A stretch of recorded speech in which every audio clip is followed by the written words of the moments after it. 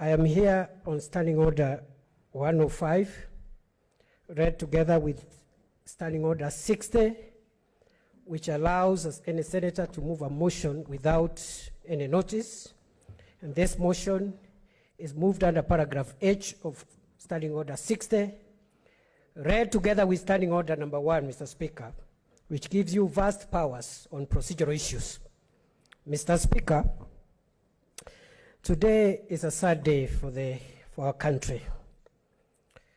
Let me go direct to the point.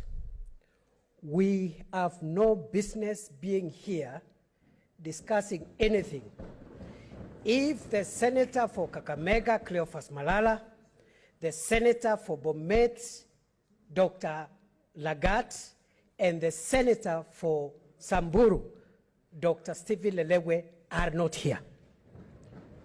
Mr. Speaker, we may be here making speeches and trivializing a very grave matter.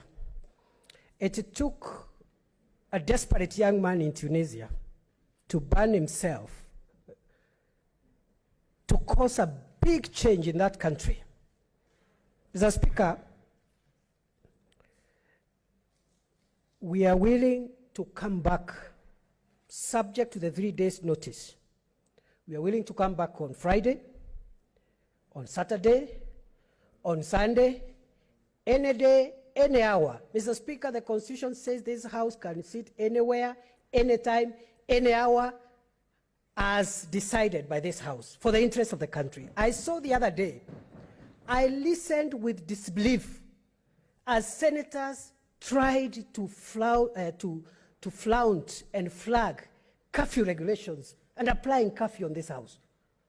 Mr. Speaker, if this House is called to decide whether or not the President should deploy the Kenya Defense Forces in war to defend our country, this House can meet at 4 a.m. in the morning, any day, with curfew, without curfew. And Mr. Speaker, with due respect to the COVID protocols, there is no way this House can be treated as if we are coming here for disco, so that at 9 p.m., if you're in a disco, you go home. Mr. Speaker, Parliament of Kenya must face the executive head-on. The Parliament of Kenya must face the judiciary head-on. There is no way we are going to entertain any arm of government to run this institution. We will not allow it. We are not kidding. We are not playing games. Arrest us, kill us, torture us. We will not yield. Mr. Speaker, the kind of anger we have caused in this country, I dread, God forbid, is the kind of anger that made the citizens of Burkina Faso to burn down parliament. And when the president of Burkina Faso, that was 3 years ago, I'm not talking about prehistory. When the president of Burkina Faso had the parliament is in flames, he fled. His name is Blaise Compaoré. And that's how he was voted out of office, by fire. Mr. Speaker, by fire, by force. Bring the senator of Kakamega, bring the senator of Samburu, and bring the senator of Bomet. Mr. Speaker, I move that this House adjourn until when our 3 colleagues will be here. Mr. Speaker, I don't want to belabor the point. I know the trick. Those who are peddling a dangerous formula of dividing revenue in this country are using. They think without these 3, they have 24 senators to pass this ugly formula. We will not allow it.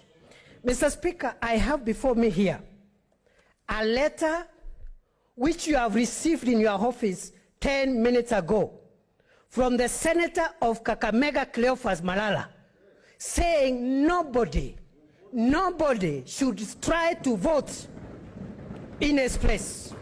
And I'm going to table it. It's received in your office. We cannot come here and trivialize a serious constitutional institution like the Senate.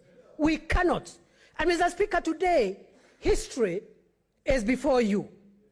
Today, destiny is staring at you. As the Speaker, who will deliver this Senate from the bondage of malevolent and capricious men. I want to end, Mr. Speaker. You know, there are people, and I'm glad some of our colleagues who were opposed to, who were trying to peddle this formula, toned down, including my student, the senator for Muranga. He has toned down. Mr. Speaker, there are people who have not given up, and they are trivializing this matter. And they think they are very big. We are being treated to things like system and deep state and deep what. Mr. Speaker, history is replete with strong, generous, and powerful kings and monarchs who have been brought down by the power of the people. And Mr. Speaker, today I want to remind them of a man called Belshazzar, a man who God favored to be king in the book of Daniel. Instead of being grateful that God has honored you among so many millions of citizens to be their leader, he entertained a government that was so divisive, so oppressive, and he did a big party and called all the important men whose fathers and mothers were important people at that time. And the Bible says he made a feast, and he entertained them in that feast, and he